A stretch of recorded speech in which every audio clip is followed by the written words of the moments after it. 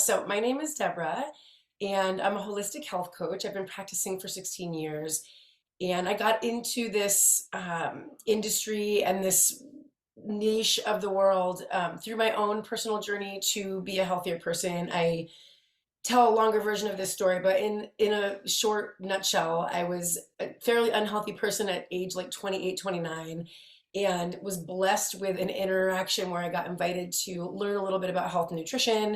And it was just stuff that I'd never even thought about before. And it just pulled back a layer for me, gave me a glimpse into some of the choices that I was making in my own life that were causing all sorts of imbalances. I was really overweight. I had really dry, itchy skin. I was bloated. I was just kind of managing a whole bunch of inflammatory physical illness type stuff. And I was young enough that I was just managing it.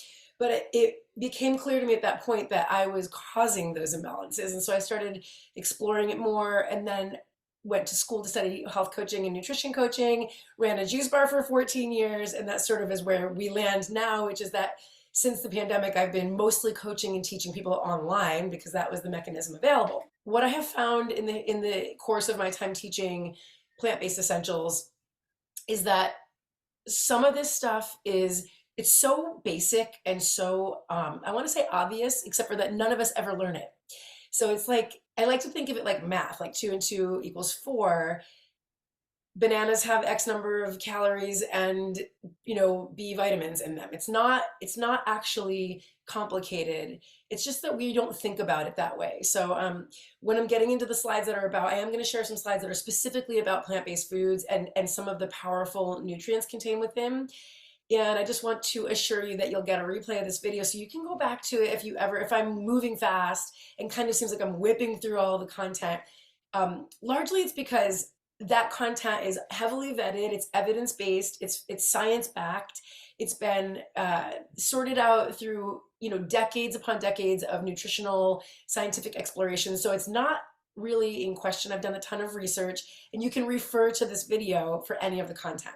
If there was one thing that I want anyone to take away from this tonight or whenever you're watching it, it's really that this information is something that you can apply immediately in every single day of your life. So you don't have to, invest in a program. Like I coach a bunch of programs. If you want a coach and you want to practice, amazing. There's that resource available to you. But basically, thinking about this stuff can be an immediate thing that you can apply. You can think about it before you make your breakfast tomorrow morning. So I find it to be really just kind of immediately applicable, useful information in that way. And then if you have any questions about anything specifically, I'm going to have time at the end to stay on and answer questions. Or if you're watching this as a replay, go ahead and email me your questions. I usually get back to people within 24 to 48 hours, or I'll let you know that I'll get back in a different time length.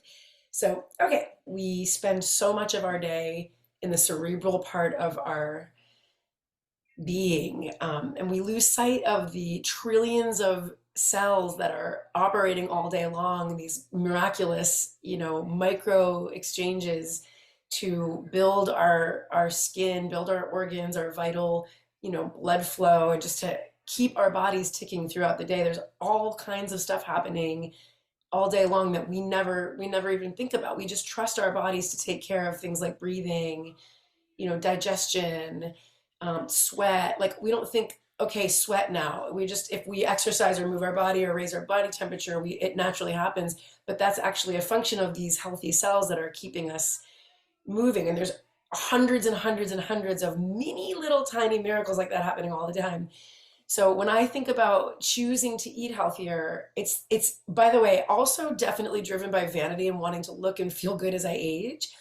But very much it's driven by wanting to give my body the best fighting chance at continuing to function in a really graceful and healthy way as I age, and eliminate the conflicts and the blocks and the things that cause those trillions of cells that are functioning, sort of just automatically all day long. I want to give them a fighting chance to have a clean, healthy operation and not have to encounter chronic illnesses and all these inflammatory illnesses that I already have encountered it at some point in my life. So that's my motivation. And I think whenever we're making a change in the way we eat and thinking about, if you're here in this class, you're interested in eating healthier. There's just, that's why you're here. You may be motivated by something more specific, but in general, you're curious about what would my life look like if I had a different meal plan, a different food routine, something like that. Um, and I do love hearing from people what motivates us, but we can talk about that at the end. I just want to kind of leave you with the thought that, if nothing else, starting to choose food that is going to light you up and feed you in a healthy way, as opposed to dragging you down and causing inflammation in the system, is just a generally good path to be on. And even just whatever we cover in this class tonight is useful and applicable immediately, like I said. So I do hope that you take away something that you're like, okay, I can actually do something with that that works for me. So you've probably heard of macronutrients and micronutrients. And essentially, our macronutrients are going to just be healthy fats, carbohydrates, proteins, and fiber. And our micronutrients are going to be vitamins, minerals, and water. And the thing about, and so basically, we hear a lot about things like those words are always floating around. Like, did you take your vitamins? Or do they have enough minerals? Or, we know about fat, carbs, proteins, and we're being marketed to all the time. Like every single day, there's like a product that, boosts or boasts of having some particular macronutrient in it. It'll be on the side of your milk carton that it's, got added vitamin D, or there's always going to be interaction in the way that food is marketed to us with these words, but it helps to understand them just in their core functional purpose.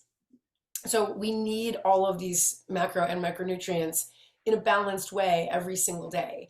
And because it's different for every human being, I'm not going to get into what is the right exact balance, because I could be misleading you, but what I will tell you is that each and every one of us has a right balance. So the way that that is considered, and you can do this on your own, you can do this with a health coach, is you kind of want to take a look at what we call your caloric baseline. And so in a very brief, just nutshell way to think about this is that every single day you get up out of bed, and at the start of your day, you have X number of hours that you're going to move through your day until you lay down to sleep again and replenish. And during that time, you have a finite amount of fuel that's naturally in your system, right? Units of energy, calories is what they're often referred to. In the way that we receive extra fuel in our given day is by consuming food. Now, there's other ways. We can get it from the sun, we can get it from water. In holistic health, we look at so many other factors and we call them nourishment. So we look at an entire other bucket of things that nourish us. But when we're talking about units of energy, such as calories, we're looking at food that we eat, right? So this little drop down into macro and micronutrients is really about that. So we need a certain amount of healthy fat. Our brains run on healthy fat. We need a certain amount of water. We need to be hydrated all the time. We have electromagnetic energy is literally running our cerebral functions. We need protein to build the muscle tissue and uphold our bones and our skeleton. Carbohydrates is the literal energy, the fuel that we literally need to function throughout the day. So we really need carbs, which get such a bad rap because the diet industry and the culture of marketing and media around carbohydrates is to sort of criminalize them, but they're actually critical and really important. And maybe you've heard people say like it matters, like, it's about the quality and what kind of carbs you're eating, where you're getting it from. So we're going to talk a little bit about how you can get that all in the plant-based diet. And then vitamins and minerals, there's a vast spectrum of vitamins. You've heard of them all, A, B, C, D, all the way, there's a million vitamins. There's all different, B1, 2, 3, 4, 5, 6, 12. There's a lot of different minerals. You've heard about magnesium and zinc and lead and iron. These are essential minerals. We need them in our system because essentially our bodies came from clay, right? So it's just fun to think like, okay, I'm a body. I exist in this physical being. What is the story of what makes my day highly functional. Like, what is my caloric baseline? How many calorie units of energy do I need to get my kid to soccer class, make sure that I get to work on time and show up kind of in a vibrant way so I do a good job at my job? How many units of, energy do I need to be kind to my husband? How many calories does it actually take for me to get through my day? And so that's sort of assignment number one for this mini workshop is I want you to be thinking, do I know my caloric baseline? And if not, can I calculate that? Can I start to look at what does it take for me to personally just function at a baseline? We call it your caloric baseline. How many calories do I need per day to do me, to do what I do? Now, if you're somebody who is like running marathons, or if you work in the fitness industry, or if you just have a very high expenditure, if you're raising twin children, there's like, what is it that you do? If you garden for a living, believe it or not, gardening burns a lot of calories. So we think about all those things, and you want to just be thinking about that basically. And again, this is really broad strokes. With my health coaching clients, we spend months niching down into each of these categories. But the next thing to think about is, okay, so now I know I need 1,500 or 2,000. That's my baseline, or whatever it is, 2,500. That's my baseline of units of calories. Now, where am I getting them from? And this is where I think we have a disconnect in what I have seen largely in the sort of like social construct around food and eating, is that most of us don't think about, is what I'm eating a balanced arrangement of vitamins, minerals, healthy fat, carbohydrate, protein, water, and fiber? Am I getting a super balanced intake so that I have everything I need periodically throughout my day? What people do is we think, we were raised, most of us, to just eat what was put on the table in front of us. So we weren't given this tool as young people. For the most part, we eat what was growing naturally near where we lived, or whatever our parents could afford. So that's the average person his approach to food is like, they're happy if they have a meal on their table and it's what they can afford. And people are not necessarily balancing nutrition every time they make a meal. So, however, when we switch our mentality and our mindset about food, and we start to view it more as fuel, and instead of like, any other thing, like whether it's a guilty pleasure, or, like there's so many things that we do when thinking about food is, it's my grandmother's delicious, rum cake recipe. So it's like a family tradition versus like, do you really need, that much sugar in one bite of cake? And it's sort of when we start to switch into the mentality of, am I consuming a balance of macro and micronutrients? We start to then, that kind of peels back a layer on the way that we choose to combine foods for our meals. So on the plant-based diet, it is possible to get every single macro and micronutrient that your body needs to thrive and be in an optimal state of health and wellness, really reducing your risk of chronic illness drastically, without needing to supplement. If you eat a plant-based diet primarily, and you don't also eat, consume other things, you will be able to have access to the entire spectrum of vitamins and minerals and macro and micronutrients. And so that's kind of what I want to dive into with the slides today, is what are those foods and what do they offer to your body and why do you need them? But I will just say one last thing about the balancing. And at the end, I'll give you a tool that is based on conceptually that you're eating plant-based. Now, for anyone who's eating either like a flexitarian diet, or if you eat an ovo-lactarian diet or a pescatarian diet, and you consume animal products, or if you just are, maybe you eat paleo and you eat meat every meal, that's your protein.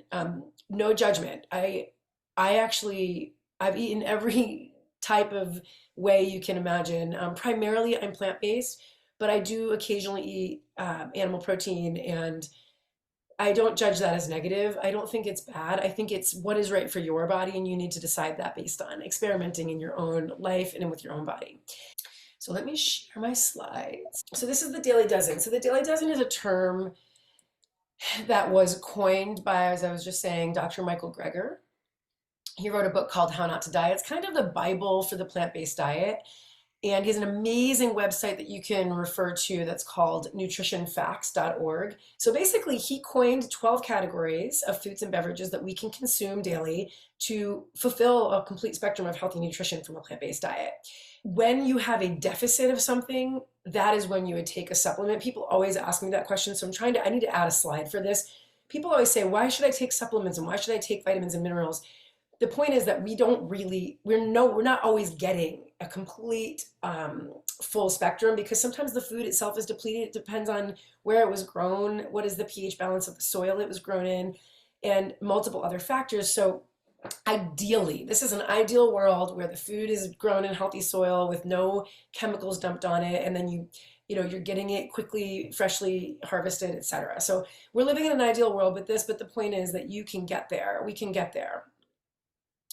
So, and again, as I mentioned, the guideline here assumes that you eat nothing but a plant-based diet. So, if you were eating animal protein, then you would factor that in. So, I'll give you an example. If you were eating animal protein, you probably don't need to eat, 3 cups of legumes, because they're going to be your main source of protein. And we can talk more about that at the end. And then at the bottom, you can see I'm just saying this is not me recommending a diet to you. I work one-on-one with my health coaching clients to get really clear what is the right way for you to consume food at this season of your life. Everyone is in a different place in your life. Your body is unique. The cells in your body are unique. You are one of a kind. And so this is very personalized. So just to be clear, I'm not pitching or trying to sell you the plant-based diet, although I believe we should all try to eat this way because it helps to eliminate illness. And that has been proven. So, okay. Here we go. So, oh yes, one of my favorite quotes from Dr. Mark Hyman, another incredible resource. Dr. Mark Hyman, he has a great podcast called The Farmer's Almanac. Or no, it's called The Doctor's Pharmacy, but farm with an F. The Doctor's Pharmacy. Really incredible podcast. He interviews some of the world's foremost thinkers around food and wellness. And it's really, really interesting. And it's a podcast, so you can listen while you're taking a walk. There they are. So the Daily Dozen, this is the 12 categories.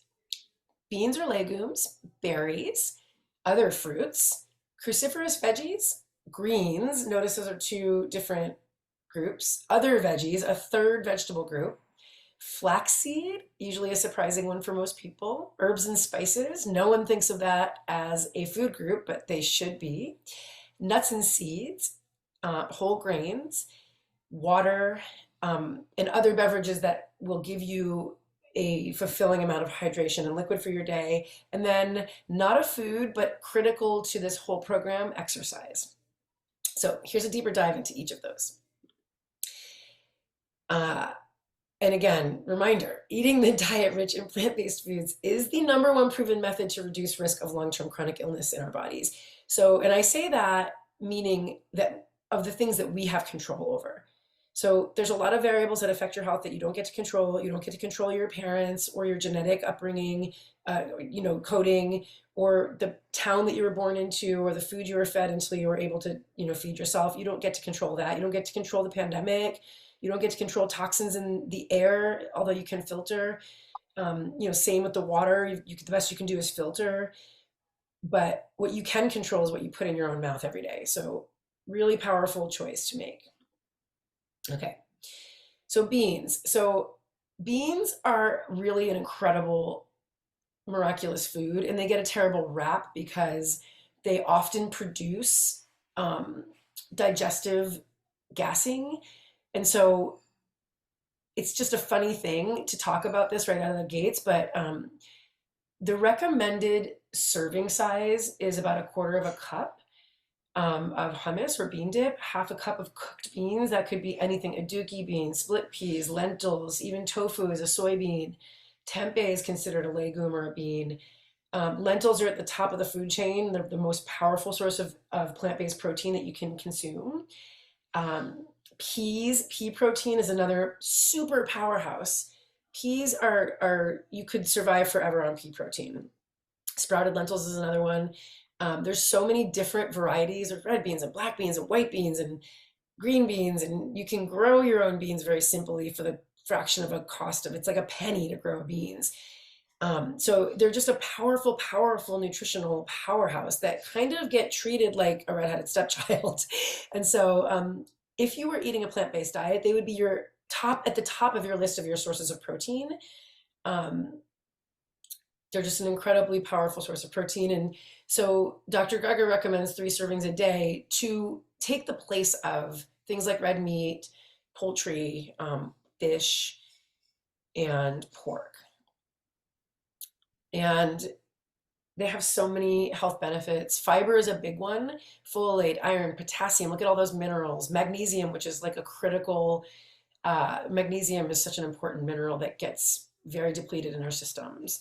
But they also have no fat, no trans fat. They don't contain sodium or cholesterol. So they're just a really pure power food.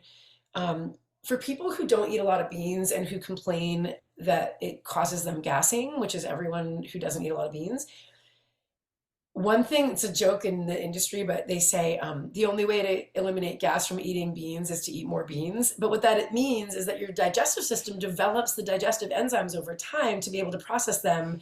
And also, there's a lot of things you can do to help eliminate that that gaseous sort of release that comes from the beans. And one of the ways to do that is to soak them. So soaking beans is a great practice if you want to start consuming more beans or just cooking them really well. I've got lots of recipes that include beans that I'm happy to share. And here's just a quick list of some of those beans. And again, I'm going to move really quickly so you can take a screenshot. You can come back to the slideshow. Next is berries. Berries are in their own category for a reason. They are dark pigment that they have in them. It's called anthocyanin, and anthocyanin is the name of the actual pigment that gives them that dark color, so the blue and the purple and the deep red. That's an antioxidant, and it's a super antioxidant. It fights inflammation at a cellular level, so it's really cool because berries are known to be anti-cancer and really helpful with cardiovascular disease. So if you have somebody in your family who's, maybe battling something to do with heart health, make sure they're eating a lot of berries. But they're also adaptogens, and that means that this is an incredible food group that help to evolve your cells at a cellular level. Like the actual adaptogen quality of the food helps to train your cells to respond better. Just mind-blowing that that's actually a thing. So berries, and here's a big list of different kinds of berries, and I recommend I think, did I already skip over the recommended dose? I may have, but a quarter to a half a cup of berries every single day is the recommended amount. Okay, so other fruits, right? There's tons of other fruits, and fruits are anything with a pit in them. So avocados are a fruit, and papayas are fruits, and even, you've got grapes and pineapples and oranges and apples and kiwis and lemons and limes, and there's a million incredible fruits. Serving sizes: 1 medium-sized fruit, 1 cup of fruit, quarter cup of dried fruits. Dried fruits are great if you're traveling and you can't get your hands on fresh fruits. Carrying dehydrated or dried apple chips, or dehydrated or dried apricots or cranberries. There's a lot of ways that you can get the fruit in. 3 servings per day. Think about that. Are you eating 3 servings of fruit a day? And mostly when I ask my clients this, they're like, no, I'm not.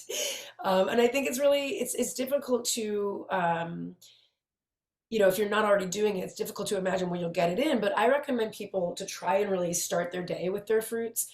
Also because they contain sugar in them that are great sources of carbohydrate fuel to get you through your day. So fruits at the top of the day is a good recommendation. But they have so many nutrients we don't get enough of, right? So potassium, vitamin C, folate is a big one that's helpful with our skin and our hair. Dietary fiber. I mean, that's the big thing you hear about fruit, right? It's like getting that fiber into your system. It's so important for regulating your digestion. And digestion is where a lot of our imbalances begin. So a high fiber diet helps you reduce risk of irritable bowel syndrome. It's anti-inflammatory. There's so many reasons to eat a lot of fruit. Fiber being at the top of that list. Here's a bunch of fruits. Again, you can either screenshot this or come back to it later. But there's so many. So if you're not getting enough fruit in your day, be exploratory and adventurous and try some new fruits. Okay, cruciferous veggies. You may have taken note that there's three different categories of vegetables, and there's a reason for that. And that's because they provide different pockets of nutrition that we need. So cruciferous veggies are things in the brachydaceous family, those really just robust, thick, hearty veggies are Brussels sprouts and broccoli and cabbages. Um, Brassicacia, I can never say that. So yeah, fun fact, the name cruciferous is an informal classification of the members of the mustard family. I don't know why that's fun, but it means cross-bearing because of the four petals. So you can tell if something is a cruciferous by the way that their leaves look. Okay. Yeah, so these things are loaded with vitamins and minerals. Vitamin K, it helps with blood clotting and helps with just general blood flow and making sure that our blood is disseminating all the other nutrients throughout the body. Um, Dark green cruciferous veggies are also a source of vitamin A, vitamin C, and they have what we call phytonutrients, which are specifically found in dark leafy greens and cruciferous veggies. They're compounds that can help to lower inflammation and reduce risk of developing cancer. But because they're developed through a process of photosynthesis, and are just really excellent sources of fuel for us. And they're also really rich in fiber, low in calories, excellent sources of high sources of vitamins and minerals that are very low calories. So for people who are trying to maintain or balance weight, add in your cruciferous veggies to your healthy fat and other sugary foods. Here's a bunch of great ones. I am obsessed with broccoli. I cannot eat enough broccoli, but I like to try and experiment and keep, a variety flowing in the meal plan. Okay, separate category, leafy greens. These would be your non-cruciferous dark leafy greens, right? And so it's recommended to have at least 1 cup of raw or half a cup cooked every single day. I'm sorry, those are the serving sizes, 2 servings of those per day. So a great way to get these in is if you don't love the taste of dark leafy greens, I recommend smoothies. I just throw my dark leafy greens right into my smoothie. I make at least a smoothie a day that's got a bunch of greens in it because then you don't really taste it because you can add fruit into that. And it's a great way to trick yourself into getting way more greens in your system.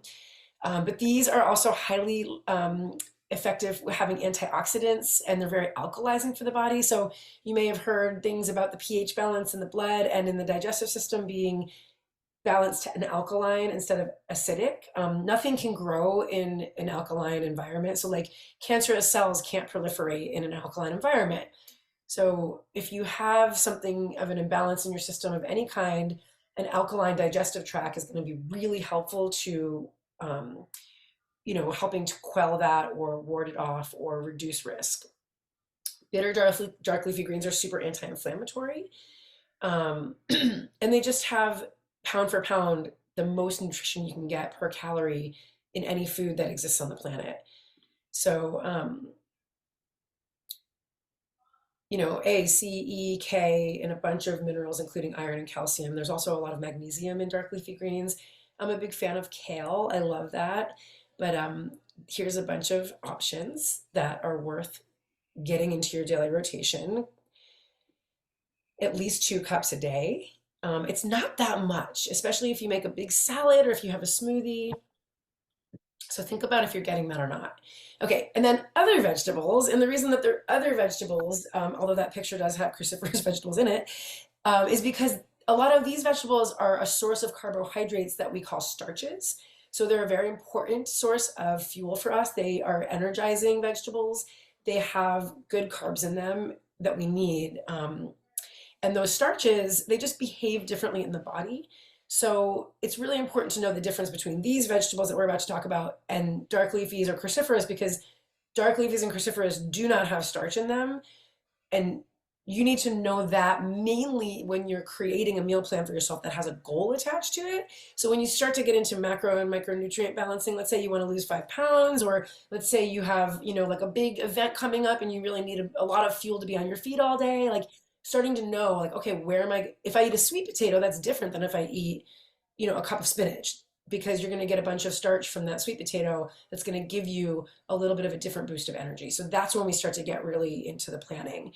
But the recommendation is 2 servings of that per day as well. So now in a given day, we're eating 2 cups of 2 servings per day of other veg, 2 servings per day, which is 2 cups a day of dark leafy greens, and at least 1 cup a day of cruciferous veggies. So we're looking for like a lot of vegetables in a given day in this diet plan. Um, Really great source of B vitamins, which are often also found in animal protein. So B vitamins are one of the vitamins that it's hard to get in our diet. So when you find a food that is high and rich in a B vitamin, it's really important to make sure you have that in rotation.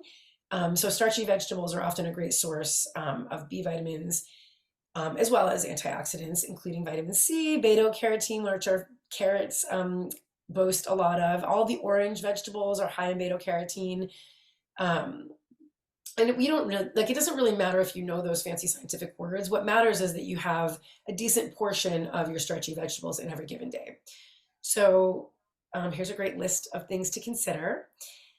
And um, if you're not consuming, a lot of these other veg, I recommend getting into the habit of hitting your farmer's market, seeing what's fresh, and just creating a practice of doing your prep so that it's not a deterrent. Because I think the big thing that I find with a lot of vegetables in the diet and the meal plan with my clients when I'm working with them is, prep time and just having time to actually do the prep. That's what people say is a deterrent for them. So, okay, flax seeds. These are a superfood. You've probably heard of flax seeds. You may have heard of flax meal, which is just ground up flax seeds. These little seeds are loaded with health benefits.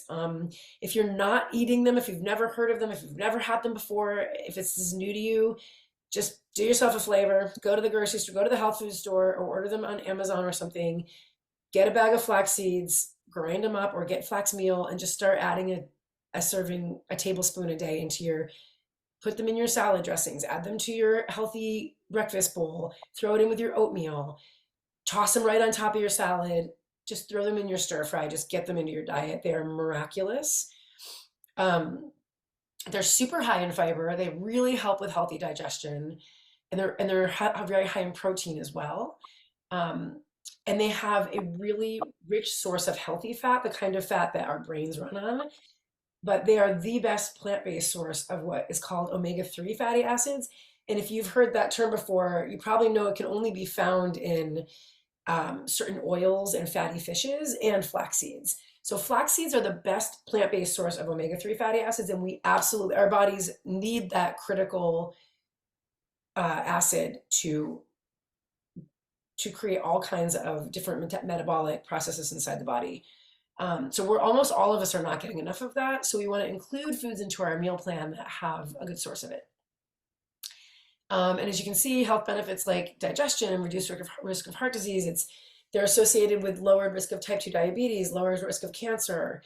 They help to regulate blood sugar and cholesterol. It's like a little miracle superfood. And a big thing is that they are also a prebiotic, which means they feed probiotics, which feed your healthy gut bacteria. Again, science and nerdy stuff. It's a little bit of a deeper dive, but really good to know. Okay, nuts and seeds. We don't think about these enough as important sources of nutrition for us. Nuts and seeds are also, they're expensive too, so that they can be expensive. But if you buy them in bulk, you can get, a really good deal like on the internet. I have some recommendations for stores to shop online for like lower cost, or go to like you can go to like a warehouse type, like I'm trying to think of a name of places where you can shop in bulk basically, or go to one of those awesome hippie health food stores where you can just scoop into a bag just what you need and not have to buy the big branded packaging. But it's recommended to have 1 serving per day, and a serving is 2 tablespoons of nut or seed butter, and a quarter of a cup of nuts or seeds sprinkled in throughout your food. So that might seem like a lot to be consuming every single day, but they're such rich sources of that healthy fat that we need. And again, in this diet and meal plan, we're assuming that you're trying to eat healthy for a reason. So you're eliminating those unhealthy sources of fat that come from things like hydrogenated oils and other fats that are literally added into processed foods that our body can't really metabolize. So we need healthy sources of fat for the brain to function and for all kinds of other functions. We don't need those excess of those unhealthy fats. So we want to be crowding out the unhealthy fats with things like nuts, seeds, and flax seeds and things like that. But also because they're plants, they have phytochemicals, they have antioxidants, they're anti-inflammatory, and they really help to regulate weight because, again, you're getting a healthy source of fat that can can work in your body in conjunction with all the other things that you're consuming to help you burn energy in a good way. Chia seeds are down there in the bottom. I don't know if you see those, but chia seeds are pretty equivalent to flax seeds in terms of their healthy source of fat and protein. So I also recommend consuming those on a daily basis. Here's a list. And again, you can refer back to this if you're looking for a master list. So, okay, herbs and spices, also not usually considered a food, but they are. They are, roots and ground up seeds and leaves that grow naturally out of the ground and uh, are incredible sources of nutrition for us. So, general rule, all spices are anti-inflammatory. Like even cinnamon and nutmeg and things that we associate with like winter cooking and baking. Um, if you don't cook with spices, if you're not really comfortable with that, or if you haven't really like delved into spicing, it's such an amazing way to enhance the taste, the flavor, and the experience of your food. I have an entire lesson inside my plant-based cooking course all about the different spices and how they impact our health and why and how to cook with them. And I'm really obsessed with trying new spices, and we spice everything in our house. Like it doesn't have to mean hot. Spices are often associated with actual heat and temperature, but there's so many non-heating spices that are really powerful sources of nutrition. Um, so they have antioxidants, they're anti-inflammatory, they're, I can't even pronounce this word, anti-tumorigenic, which as you can imagine means lessening the risk of tumors growing, anti-carcinogenic. And they help to lower glucose and cholesterol, and just they're just so incredible. And they help to affect our cognition and our mood.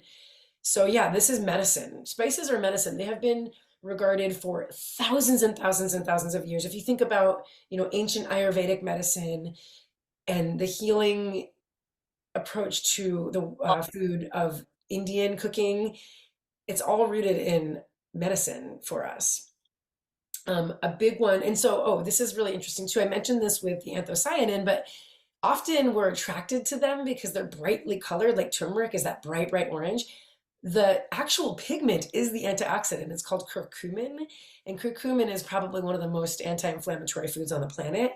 If you don't consume turmeric, or if you haven't caught the turmeric trend, it's a trend for a reason because it really is a super powerful food to consume. So, Dr. Greger recommends a quarter of a teaspoon every single day of turmeric in your diet. And I'm going to give you a sheet at the end that says all this, so don't worry about memorizing it. But here's a bunch of spices, and I recommend trying to cook with them all of the time if you can. And it's just really fun too. It just totally transforms and revolutionizes the taste of your home cooked meals.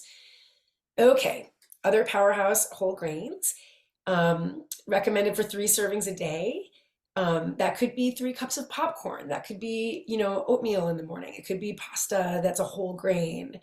Um, it could be, if you're eating whole wheat bread or a half of a bagel or an English muffin, these are all grains. Um, they're really important on the plant-based diet. So again, like too much bread or pasta or anything like that tends to get sort of a bad rap because it's linked to excess carbohydrates. But a lot of times the food products that we buy over the counter have all kinds of preservatives and are not complete whole grains. So you want to make sure that when you're thinking about whole grains, you're actually thinking about the whole complete grain. So it's a grain of cereal that contains the endosperm, the germ, and the bran all intact. So when you see like white bread, um, those are typically processed foods that don't have those are refined and they don't retain the full endosperm and the whole grain. So whole grains deliver so many important nutrients. It is really important that the entire grain is intact in order to receive them. So as you can see, fiber, bran, B vitamins, minerals, zinc, iron, magnesium, manganese, which is different than magnesium, and protein. They're a very high source of protein. In fact, when you pair legumes with a whole grain, you have a complete protein comparable to eating a piece of steak.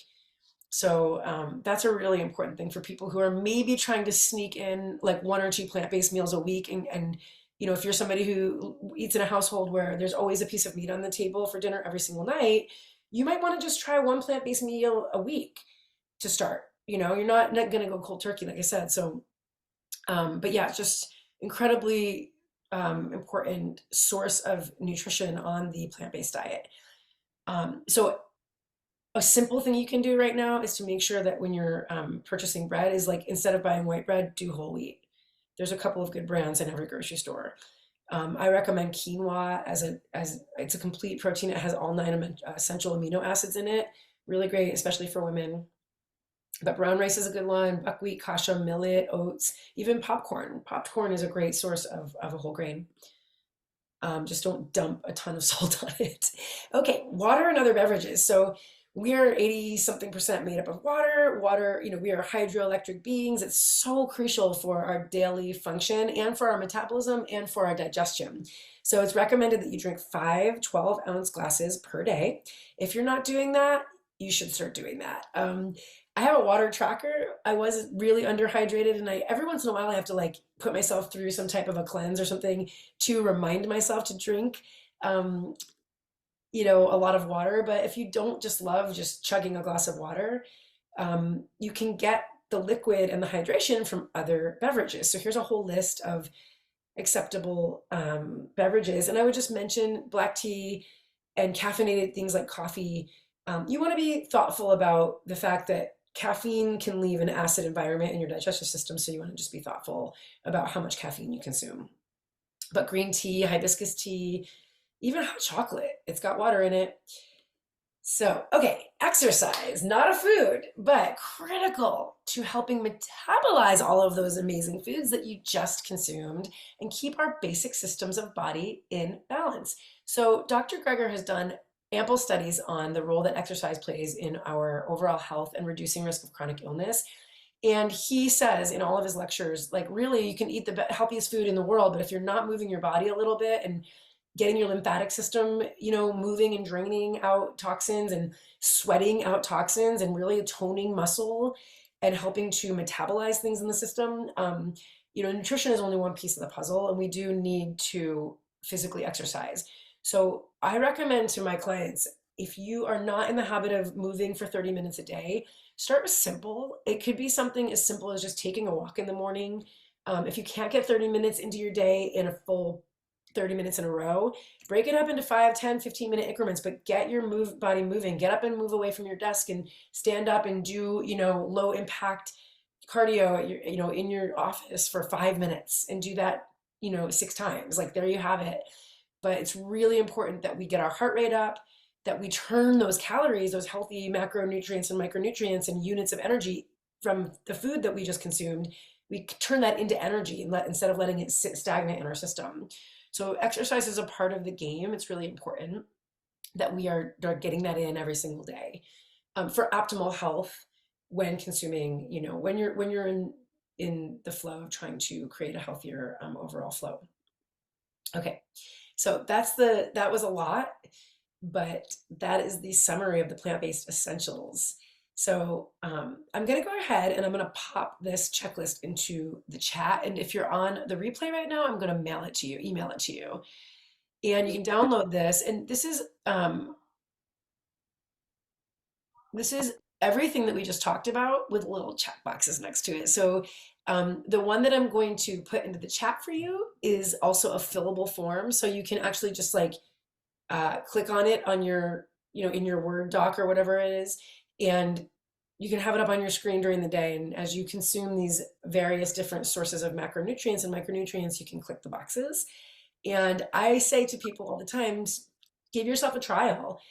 You know, check into how things are going for you. Like, are you actually getting just move through one day and see when you eat as you normally eat, how many of those boxes do you check? And that'll give you a great glimpse into, okay, where am I not getting enough certain type of food? And I would just love to hear from anyone after you've done a couple of days of using this tool, what you learned. I'm always interested in hearing about that. Thank you so much for sticking with me for this entire presentation. I want to leave some time to answer any questions. And please, if you're watching the replay, email me your questions and strike up a chat with me on messaging or anything like that. And I also just want to mention that how I work with my clients, just in case anyone is interested.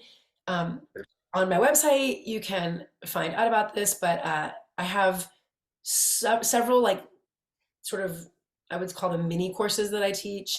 One is about gut health and just really understanding digestive wellness. One is sort of a mini course on healthy bowls and plant-based cooking. I have a 5-week sort of more signature course that I teach, which is a group course. That's really where people are diving into the practice. We do a practicum, we get into Zoom cooking classes together, and it's 5 modules that teach you everything about switching from the standard American diet over to plant-based nutrition as a means of protecting your health. And then I do have a very small amount of one-on-one clients that I work with. So if anyone's interested in any of that, you can set up a time to chat with me more. I have a free 20-minute consultation that I do with people. You can do that even if you just want to chat with me and ask questions.